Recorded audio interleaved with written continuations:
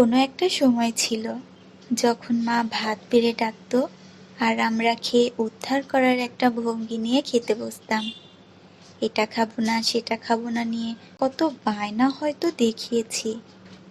বিয়ের পর মায়ের কাছে গেলে সব থেকে যেটা বেশি অনুভব করি, একমাত্র মাই আছে যে কিনা খাবারের থালা সাজিয়ে মেয়েকে খেতে ডাকে। মেয়েকে খাওয়ানোর কি উদ্বেগ, হাত দিয়ে চাপা না দেওয়া অবধি এটা সেটা দিতেই থাকে থালায়। হয়তো বিষয়টা খুব সামান্য, কিন্তু মনকে কি অদ্ভুত এক শান্তির অনুভূতি দেয়।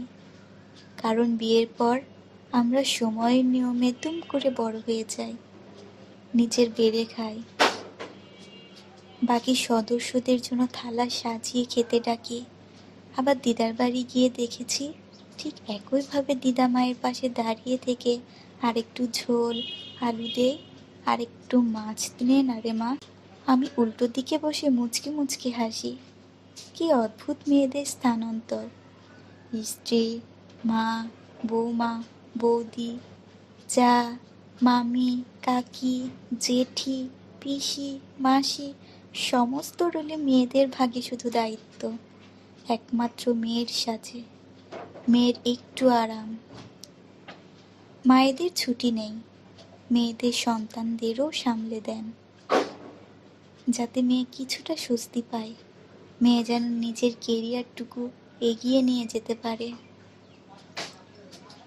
ফিরে যাওয়ার দিন যা পারে তাই ব্যাগে ভরে দেয়।